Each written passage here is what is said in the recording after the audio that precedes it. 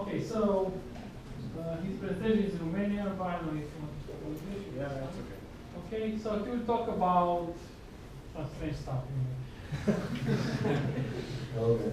Can you give me the presentation? Okay, hello again. So, I'm really happy to be among so many friends here. For all the others who don't know me yet, my name is Gelu Vac, and I work as a software engineering manager at Crossover. So, first of all, I am that happy to be among that many friends here, because I only finished this presentation like 2 hours ago. I never had a chance to address it. So I want you to bear with me for just about 5 or 10 minutes. Okay. So main thing about agility is that it raised many discussions, and what I feel right now that's happening is that it is kind of shifting from its initial vision, right? So since it is shifting and there is a lot of debate about that, we really need to stick, I guess, to the essentials of it. So going further from this discussion, imagine that whenever you're trying to manage a team, what you are actually doing, you are negotiating all the time. While negotiating, what you have there is a sales process. Okay, so you always have something to sell, and when you're selling, you have to make it sellable, right? You have to make it to market it. Okay, and about that, all the other guys, you have to be careful who are you selling it to, because everybody has preferences, right? And those preferences actually will tell you either you can sell it, or you can have a buy-in from your team, from your company, and so on. The other interesting thing is this, and what I'm trying to say here, because many people come to conferences talking about agility and what else? Leadership, that's right. So many other things, and all the programmers here, there, since this is like soft minding, is blah, blah, blah, blah, blah, something, right? So what I'm trying to tell you that this is serious business because it has a research field, and it starts with utility function. Actually, utility functions are the base for creating the price index in preferences. So whatever you have, like services or products or whatever, they actually order that in order to create further business. Okay, so by the other hand, in utility functions, what you're studying is behavioral economics. The way you behave, this is how people perceive you. How can I say, this is not marginal effect, right? Behavior is what it is all about, right? Being a manager, you have to be the model for everybody else so that they can follow you. This is what actually leadership means, okay? It is a mathematical equation about building a relationship with your team. So, about this, there are quite a few frameworks. I would like to stick to only a few essentials. And I will try to skip all the mathematical equations, just for you to know it is there, it is researched, and it is relevant. That is why it is being researched. So, first of them is the framework for modifying unrealistic assumption. It is, you need a framework, okay? In order to evaluate anything, you need a framework. You need like a reference system, like an X or Y, right? And so this is point 0, and from here you're like this much preferred, and here you're this much preferred, and so on. So main activity is about building such a system so that you can be evaluated correctly in the terms that you need, right? You build your own reference system. Then we are talking about the framework of diminishing marginal utility of wealth. What happens in project management is that day by day, something stupid happens. Like you promise to deliver something today, it doesn't happen. What you do, you go there and you argue with your co-team guy, okay, with your co-worker. And that's just wrong, okay? You need perspective. You need to think in the future, okay? Of course that you have aversion to risk. This is how we are as entities, as people, okay? We have an aversion about risk. So why risk? He promised to deliver it today. Why risk and have it for tomorrow or get it? So try to pass that.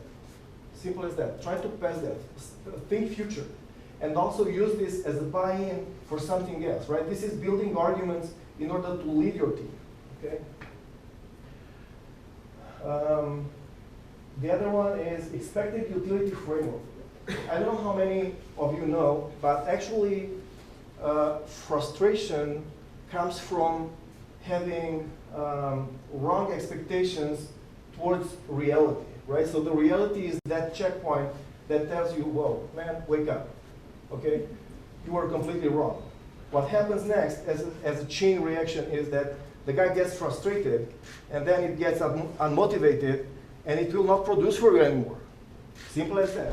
So another conclusion from this is set the proper expectations with your team. One. Second, set the proper expectations with your client. And the third one, set the proper expectations with your own company, right?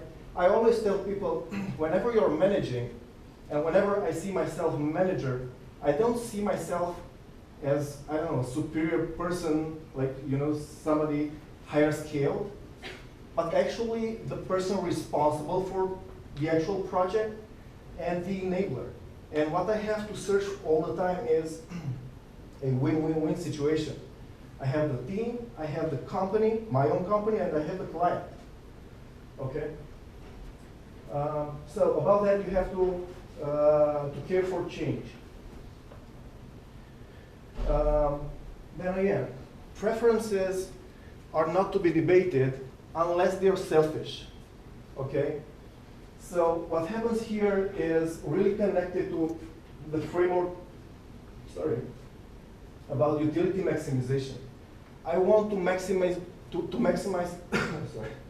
I have to maximize my own utility. Okay, so normally you have that as a core fundament for yourself.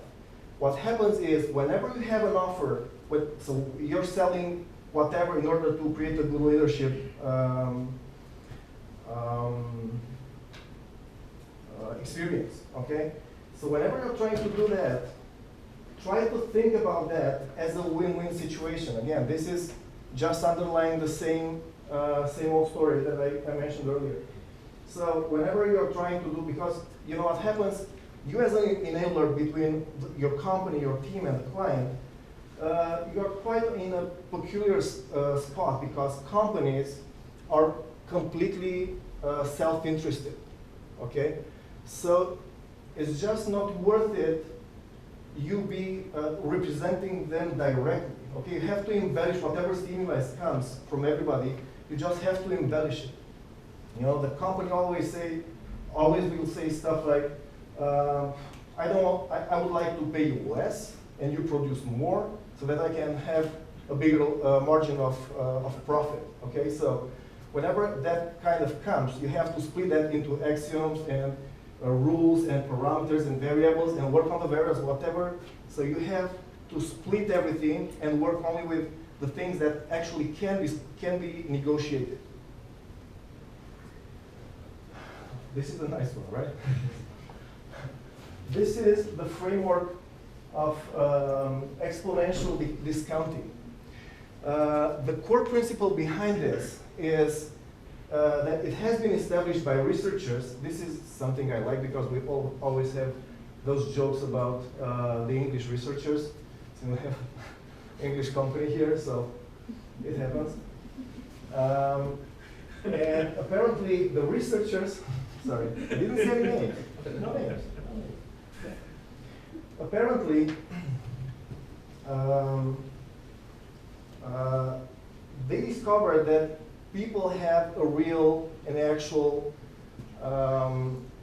care for now, for right now. So if you will propose something like, I would like you to stay longer today and work, or work, I don't know, double, but tomorrow, since it's planned, they will always refuse today, because it's today, right?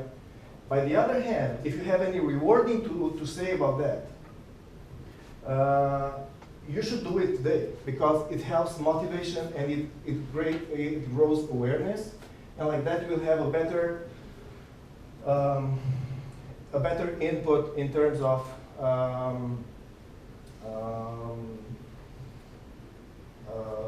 project delivery, right? Let's say, and quality of the product. Okay. So, in conclusion, whenever you have a product to deliver, it is not about